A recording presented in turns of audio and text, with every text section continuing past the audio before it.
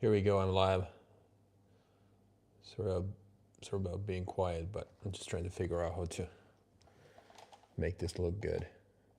Because my ring light is kind of making it look a little weird, isn't it? Maybe it doesn't. Maybe it just, yeah. It's just here outside. I don't think it matters, right? Everybody good? Happy Monday night. It's Monday, right? November 10th. It was Father's Day in Finland yesterday. I get to celebrate 2 Father's Days. I'm extremely lucky. Joking. I'm actually going to open up my own channel here because when I'm doing it horizontally, meaning the live, I don't get to see the comments if there's anybody today. You never know. These horizontal lives have not been that busy. Some of them I've got really nice comments, a lot of questions and whatnot. We've had interesting dialogues, but the one yesterday was pretty quiet. So whereas the vertical ones, the ones that I do this way, they are a lot more busy. People just stop by for a little bit and then they disappear. But this is different because I think this is being advertised only to my own people, my subscribers, I should say. It's all good. Let me just pull it up here. View your channel. I wanted to talk about relationships today. Yes, believe it or not, I'm passionate about relationships. Well, why is it believe it or not? I don't know. I guess not many men talk about them, but if I think about the content that I want to put out there and be known for, it's all about helping men 40 plus. It all started with the business aspect, and I think that's still my bread and butter. If there's a person who needs help with his finances, building a business, growing it, I have an extensive background, having done it for 20 plus years with 3 companies and whatnot. But I think I'm also quote unquote competent when it comes to the life stuff overall, which relationships are a huge part of. And today I wanted to give you some background about my own life and why choosing a partner is the #1 decision in your life. And I wanted to talk about that. Provide some real talk, so to say, authentic stuff about my own life, the ups and downs as far as the relationships go.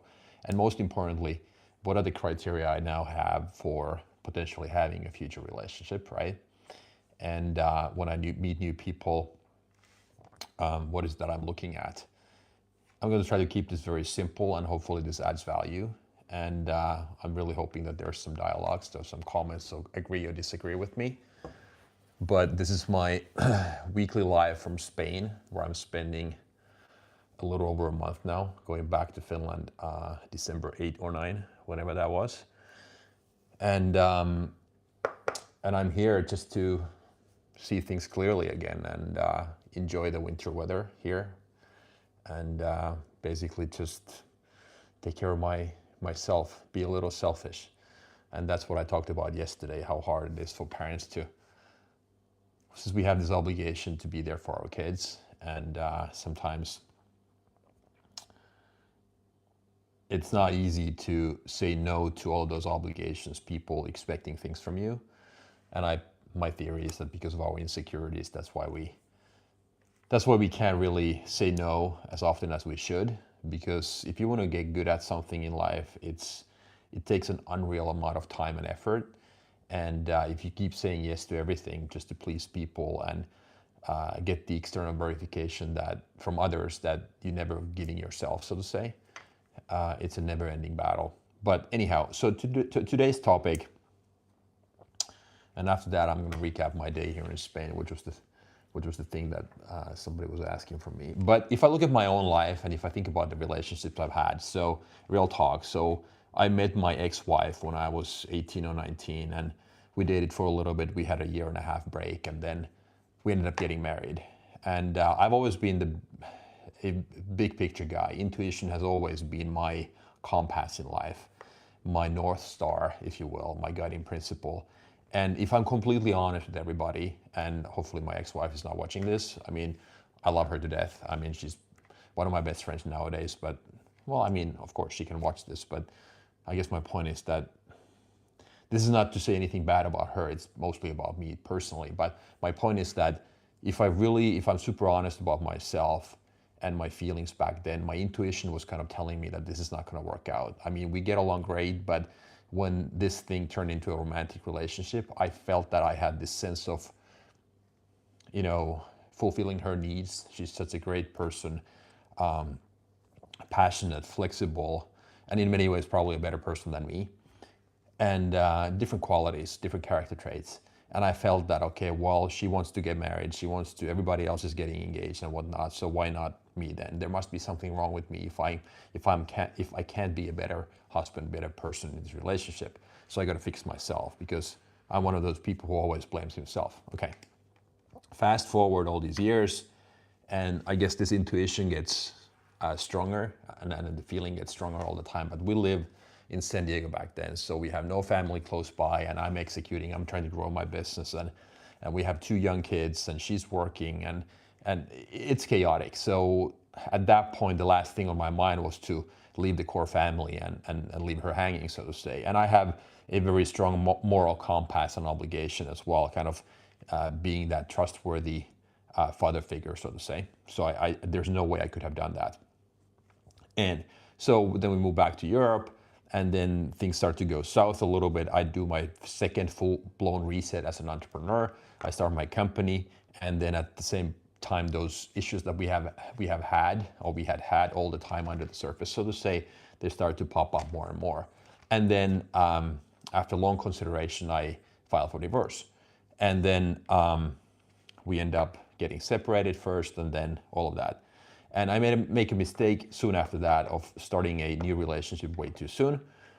And then I entered that relationship thinking, which was typical for me back then, that, okay, I can keep everybody happy in my life. I'm a yes person, so I can keep my kids happy. I have the time for myself. I can keep my new partner happy and all of that, and dealing with the issues with my ex-wife at that point.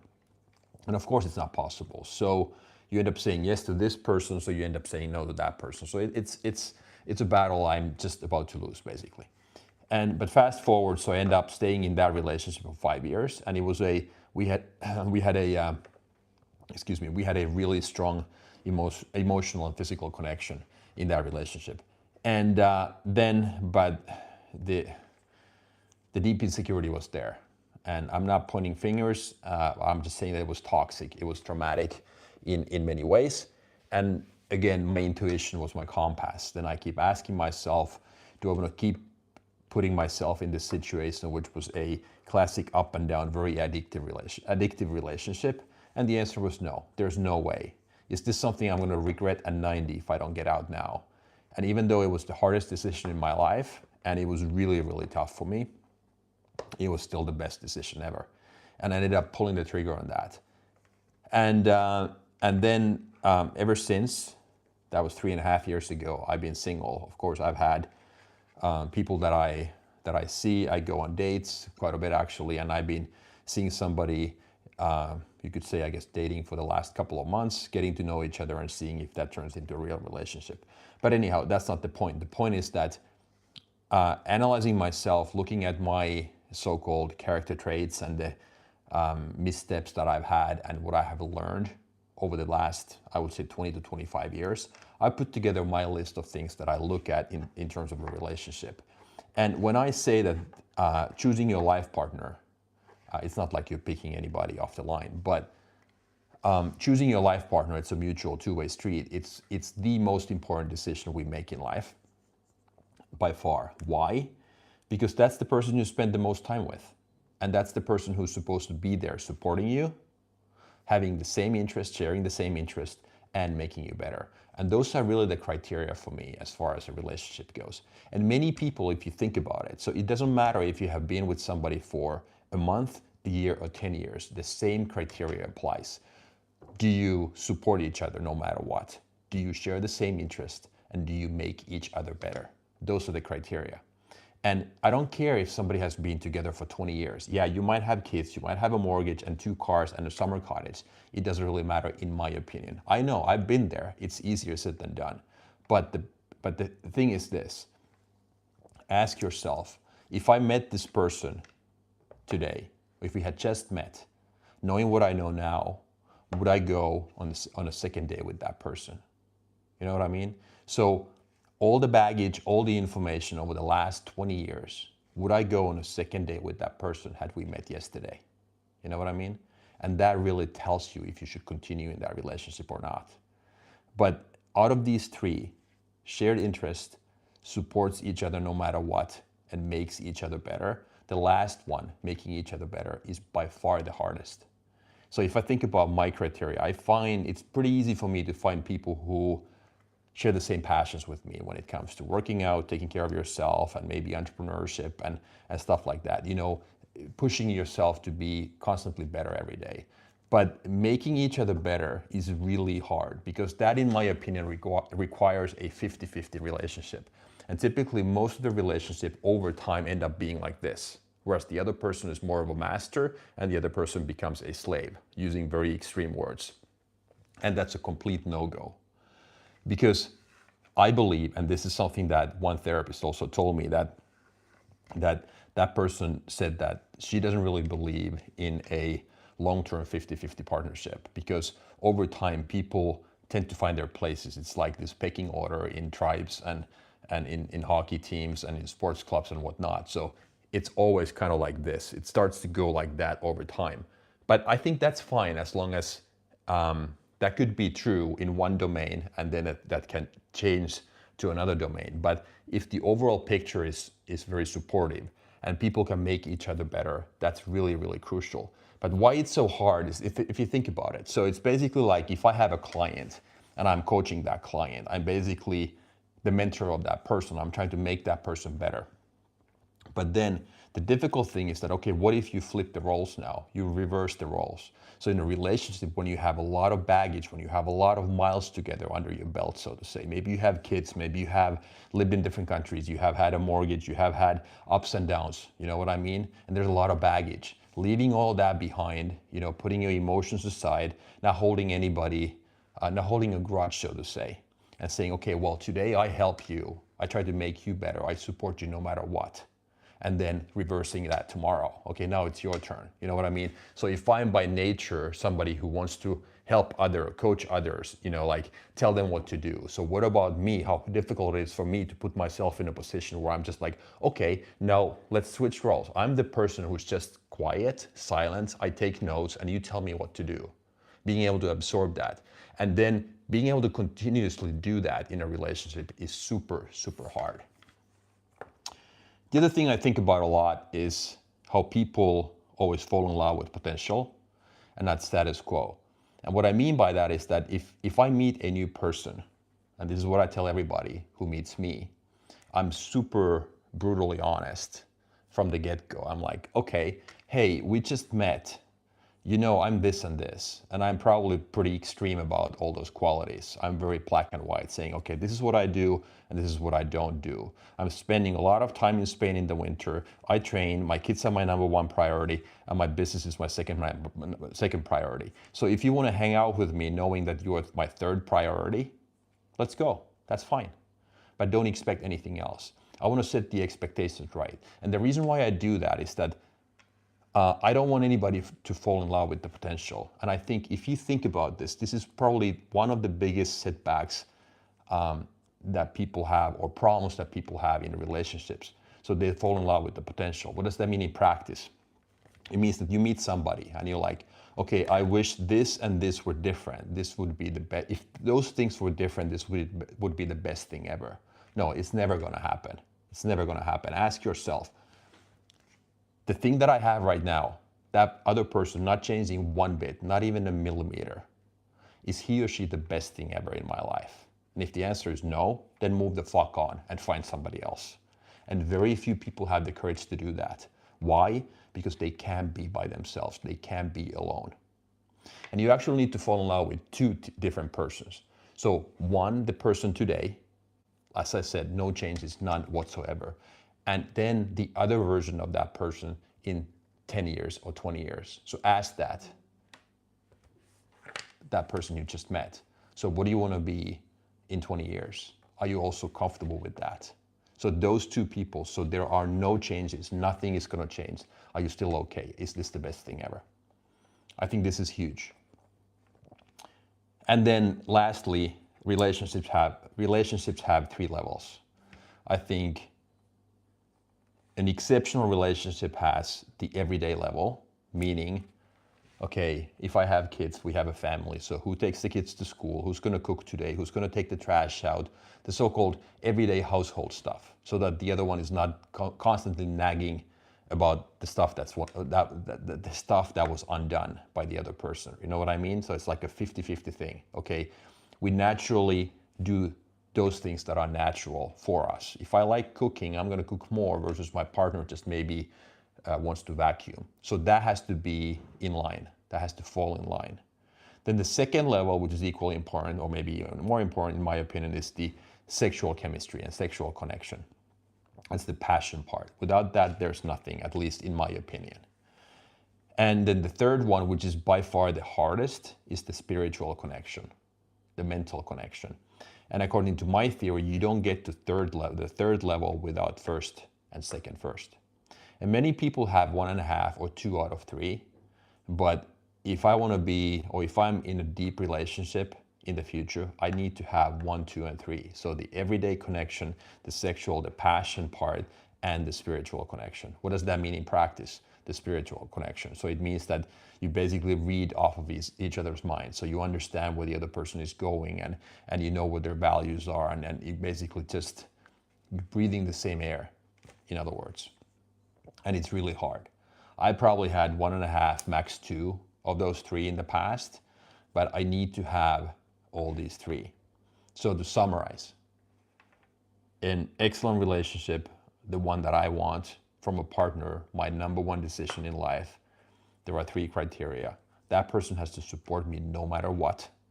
We need to share the same interests, and that person needs to make me better. No exceptions. And a relationship needs to have 3 levels: the everyday connection, the sexual connection, and the spiritual connection. Otherwise, it's a no-go, not negotiable. And the reason why people deviate from this, the reason why people settle, is because they are afraid. Do I ever find anybody? What if I'm alone?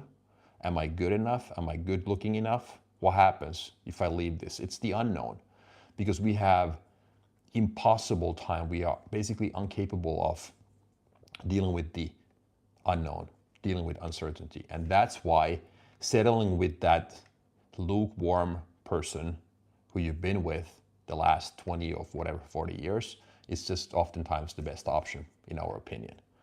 But I don't want to live my life that way.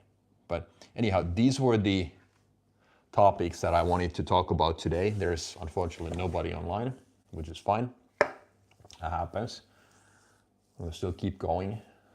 And tomorrow I was planning on actually recording a longer video about these same topics, and turn that into, well, not this, but record a different video about the same stuff. So I'm hoping that men over 40, if you're struggling with this, know that there's somebody else who's been thinking about this stuff too, so you're not alone. But I think the biggest thing to me in life overall is that there's just regret is the thing that I avoid at all costs. I cannot be in a position when I'm 80 or 90 or even 60 years old where I just go back all the time in time and say, well, I wish I had done this or that. So if my intuition says that I got to do this, I got to do that, I got to move there, I got to start a business, or whatever the things are, no matter how afraid I am, or no matter how much pain there is involved, I just have to ignore that stuff, because pain is short-term, regret lasts forever. Fear is temporary. And that's the thing that many people forget, because we always overestimate fear and we underestimate regret. And regret is the true price tag in life, in all fronts, in all domains. Today, it just happens to be relationships. And believe it or not, but I happen to be the person that many of my friends come to for advice, especially in relationships. I've had the luxury of being in that role, maybe because I've gone through a couple of difficult breakups myself as an adult, meaning living with somebody, not just being, by myself or like the dating world in the 20s, but really as an adult with kids being involved. So I think that's probably why. And I have to say, I enjoy that myself. It's something that makes me happy if I can help. And I think I have some life experience. So if you ever need help, just reach out. Again, I'm not a relationship expert. I don't pretend to be one, and I don't have any theory. I don't have a therapist background, but I have some proven tools and mental models that work for me. And I'm 100% sure that they work for everybody else too, if just applied in the right context. But today was a pretty quiet live. Been here for 20 minutes all by myself. That's fine. That happens. But I'm going to try again tomorrow. I'm going to have another one. I'm going to ask my friend AI here whether I should start doing vertical lives too, or just stick with horizontal and see how it goes. But anyhow, if you're watching this after the fact, thanks for watching. Let me know. Send any comments. If you're there, if you have watched, if you have made it until the end, let me know. Let me know how I can be better. But up until then, like I said, I'm not gonna waste anybody's time anymore, including my own. I'm gonna end this now, and thank everybody for watching. Thanks, bye.